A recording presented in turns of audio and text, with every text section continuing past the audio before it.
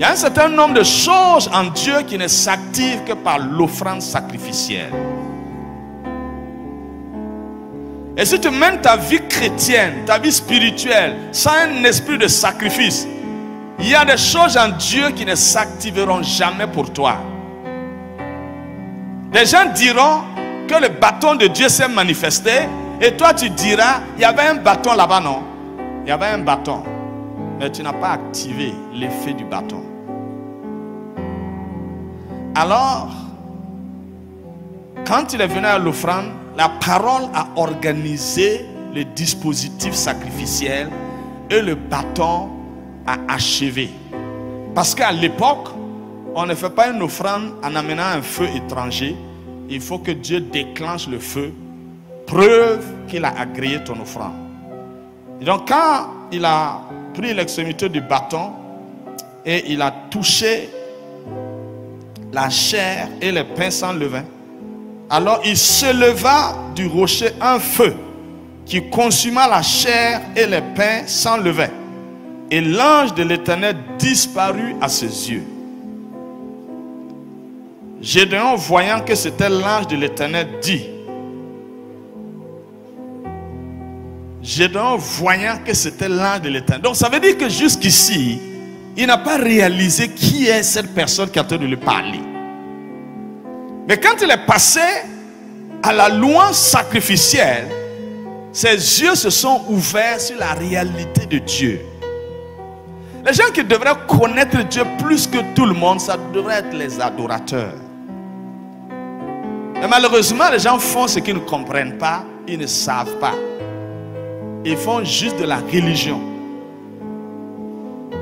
Sinon, lorsque tu entres dans l'esprit sacrificiel de la louange et de l'adoration, il n'y a pas quelqu'un qui peut connaître Dieu mieux que toi. Et là, il a dit malheur à moi, Seigneur éternel, car j'ai vu l'ange de l'Éternel face à face. L'Éternel a disparu, mais sa parole n'est pas partie. Il a entendu la parole qui lui a dit, sois en paix, ne crains point, tu ne mourras pas. Ça veut dire que c'est Dieu lui-même qui est là. Alors Gédéon bâtit là un autel à l'Éternel et lui donna pour nom l'Éternel paix. Il existe encore aujourd'hui à Ophra qui appartenait à la famille d'Abiézer. Le verset 24 est encore une autre aventure. Quand la Bible te dit il a bâti un autel à l'Éternel, de façon tacite, il a offert un sacrifice encore. Tu ne peux pas bâtir un autel comme ça et puis dire ah, c'est l'autel de l'Éternel. Non! L'autel est bâti pour offrir un sacrifice. Quand tu as fini d'offrir le sacrifice, donc l'autel appartient maintenant à l'Éternel. Il faut étudier l'histoire des grands hommes dans la Bible. Ce sont les gens qui ont vécu dans un esprit sacrificiel. Et aujourd'hui encore, regarde les hommes de Dieu qui percent dans le monde aujourd'hui. Écoute leur histoire. Ce sont des gens qui sont permanemment dans un esprit sacrificiel. Ce n'est pas de la pénitence. Non. Un esprit sacrificiel, ce n'est pas de la pénitence.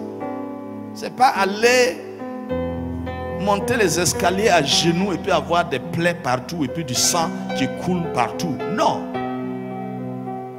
L'esprit sacrificiel part des entrailles.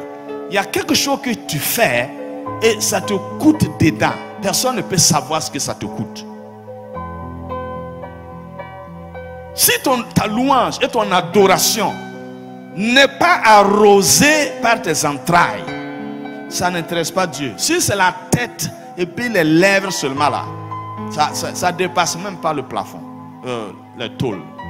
Non. Dieu dit il ne veut pas la tête. Si tu as amené l'animal là, la tête là c'est pour toi. Moi je veux les entrailles. La graisse qui est là-bas, il faut enlever, brûler, ça va monter. Et Gédéon, il connaissait la loi, mais le protocole spécifique, il l'ignorait. La loi est générale, mais un protocole personnel.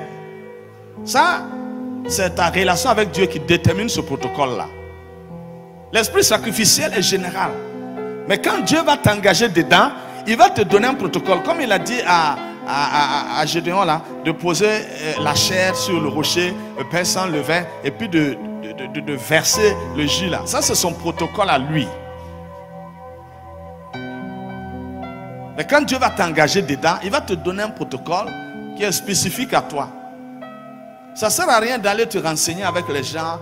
Ah, j'ai entendu, quelque chose m'a dit que je dois faire ça avec un air de pitié. Et puis lui aussi te dit non, ça ne vient pas de Dieu. Dieu ne doit pas te demander des choses comme ça. Là aussi tu es content maintenant, tu te dis, ah bon, c'est comme ça, non? Il dit oui.